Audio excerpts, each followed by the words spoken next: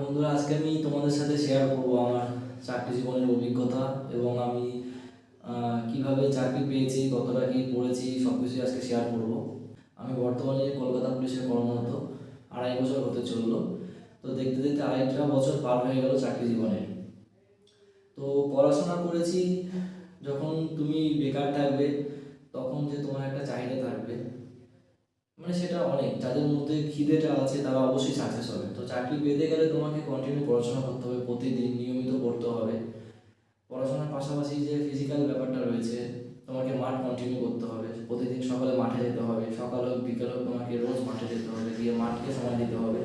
তুমি যদি মাঠকে সময় দাও তাহলে মাঠ তোমাকে অবশ্যই সেটার ফিডব্যাকটা তোমাকে দেবে, তুমি অবশ্যই সেটা পাবে। তো আমার দেখা যেত অনেক রয়েছে, আমাদের মাঠের অনেক ছেলে আছে যারা পড়াশোনায় খুব ভালো, পরীক্ষা দিলে অনেক অনেক নম্বর পায়, কিন্তু তারা মাঠে গিয়ে ব্যর্থ হয়। তো অনেকবারই তাদের এরকম হয়েছে, তারা যদি একবার মাঠ পাস করে তাহলে তারা অবশ্যই, মানে 100% শিওর তারা চাকরি পেয়ে যাবে। তো যাই হোক, আর আমি আমার দিকটা বলছি, আমি রোজ সকালে মাঠে যেতাম, প্র্যাকটিস করতাম, পড়াশোনা কন্টিনিউ করতাম। আমার নিজস্ব একটা রুটিন ছিল, আমি সেইভাবে পড়তাম। সকালে মাঠ থেকে এসে আমি পড়াশোনা করতাম জিকে, তারপরে খাওয়া দাওয়া করে দুপুরের দিকে কিছু প্র্যাকটিস সেট দিতাম জিকে, তারপরে ম্যাথ, সন্ধ্যের দিকে ইংলিশ, জিকে, এরকম করে আমার পড়াশোনা চলতো। কোচিং সেন্টারে যেতাম, গ্রুপ স্টাডি করতাম। তো এইভাবেই চলতো। তো চাকরি পাওয়ার আগে একটা জীবন, চাকরি পাওয়ার পরে একটা জীবন, দুটোই সম্পূর্ণ আলাদা। যখন তোমরা ঢুকবে এই লাইনে তখন তোমরা বুঝতে পারবে। আর একটা কথা বলবো, আমি হয়তো ভিডিওর মাধ্যমে সব কিছু বলা সম্ভব না, একটা ভিডিওর মাধ্যমে তাহলে হয়তো অনেক বড় হয়ে যাবে। আমি দুবার পরীক্ষা দিয়েছি। 2022 সালের, 22 না 20 সালে যে ডাব্লিউবি কনস্টেবল বেরিয়েছিল, যেটা 22 সালে এক্সাম হয়েছিল, সেটাতে আমি সব কিছু কোয়ালিফাই করি, প্রিলিমস, মাঠ, ইন্টারভিউ দিই।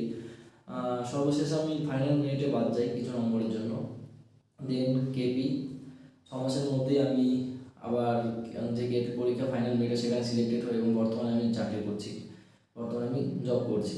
আর একটা জিনিস তোমাদের সবাইকে সবসময় মাথায় রাখতে হবে, বিশেষ করে চাকরির পরীক্ষার ক্ষেত্রে যখন পরীক্ষায় বসবে তোমরা চেষ্টা করবে যতটা নেগেটিভ কম খাওয়ার চেষ্টা করবে। আমি তোমাদের একটু বললাম যে আমি 2020 সালে যে ডাব্লিউবি কনস্টেবল রিক্রুটমেন্ট ছিল সেটার প্যানেল থেকে আমি বাদ যাই, তার একটা কারণ হলো নেগেটিভ খাওয়ার জন্য। সেবারে কোশ্চেনটা খুব টাফ হয়েছিল, যারা পরীক্ষা দিয়েছিল তারা জানে। তো আমার টোটাল নম্বর ছিল 41.25 বা 75 এরকম নম্বর ছিল রিটেনে। আমি ইংলিশ খুব ভালো ছিলাম না, ইংলিশে মোটামুটি 25-এর মধ্যে হয়তো 7-8 পেয়েছিলাম। তবুও আমার চাকরিটা হয়ে যেত। আমার চাকরিটা হয়নি কারণ আমি নেগেটিভ অনেকগুলো করেছিলাম, যেখানে আমার 3 নম্বর 4 নম্বর নেগেটিভে কাটা যায়, সেখানে আমি ওই যে 3-4 নম্বর আমার মাইনাস হয়ে যাওয়া, ওই জন্যই আমি চাকরি থেকে বাদ যাই। ইভেন কলকাতা পুলিশের যখন মেন্স পরীক্ষা হয়, প্রিলিমস পরীক্ষায় অনেক নম্বর পেয়েছিলাম, তো সেটা নিয়ে আমি কখনো ভাবিনি, আমাকে চিন্তা করতে হয়নি যে আমি পাস করবো কিনা, মাঠে ডাকবো কিনা, তো সেটা আমি কোনো ভাবতেই হয়নি। পরীক্ষা ভালো হয়েছিল। মেন্স পরীক্ষা আমাদের টিটাগড়ে হয়েছিল। তো মেন্স পরীক্ষা দেওয়ার পরেও আমার ফ্রেন্ড, আমাদের মাঠের ছেলে, আমাকে জিজ্ঞাসা করেছিল কে কত হয়েছে। আমি বলেছি আমার এবারও হবে না, কারণ আমার একটা দোষ, একটা হ্যাবিট ছিল যে আমি মোটামুটি পরীক্ষা যখন আমি কোশ্চেন পেপার সলভ করতাম তখন আমার অনেকগুলো নেগেটিভ হয়ে যেত। যেগুলো 50-50 চান্স থাকতো, সেই কোশ্চেনগুলো আমার বেশিরভাগ নেগেটিভ হয়ে যেত। তো কলকাতা পুলিশের পরীক্ষায় সেটা আমার হয়নি। আমি বেশি না, আমি 61টা কোশ্চেন অ্যাটেন্ড করেছিলাম 85-এর মধ্যে, তার মধ্যে আমার 2টো কোশ্চেন নেগেটিভ গিয়েছিল। তো আমি যখন পরীক্ষা দিয়ে যখন স্টেশনে এসে মিলাই, আমি শেওড়া পুলিশ স্টেশনে বসে যখন সবাই মিলে আমরা মেলাচ্ছিলাম কত হলো না হলো, তখন আমি দেখেছি না আমার মোটামুটি ভালো নম্বর স্কোর দাঁড়াচ্ছে। তো একটা আশা করা যায়, সবাই বলছিল ভাই এবার হয়ে যাবে। তো আশায় ছিলাম, তো সেভাবে যাই হোক হয়ে গেছে। এবার পরীক্ষা দেওয়ার পর আমি বলেছিলাম যে হয়তো আমার এবারও হবে না, আমার 2-3 বছর আমার ওয়েট করতে হবে, কারণ আমার যদি নেগেটিভ অনেকগুলো হয় আর আমি বেশি অ্যাটেন্ড করতে পারিনি। আমি চাকরিটা কোথায় পেয়েছি, আমি নেগেটিভ খাইনি। তো তোমরাও যারা পরীক্ষায় বসবে সবসময় চেষ্টা করবে নেগেটিভ যাতে না খাও। নেগেটিভ খেলে তাহলে চাকরি পাওয়ার প্রবণতা অনেকটাই কমে যায়, নেগেটিভ না খেলে অনেকটাই বেড়ে যায়।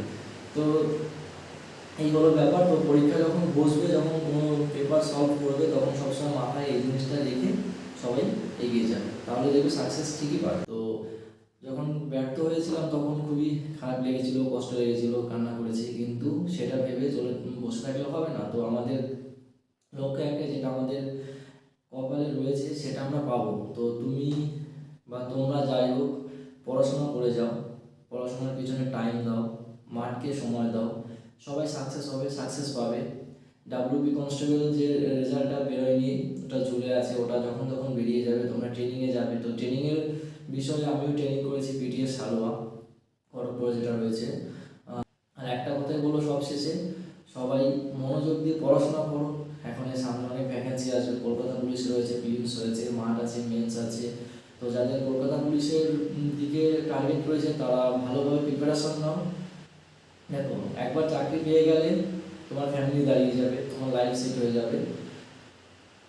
তো সেই ভেবে পড়াশোনার প্রতি মনোযোগ দাও, পড়াশোনা করো ভালোভাবে।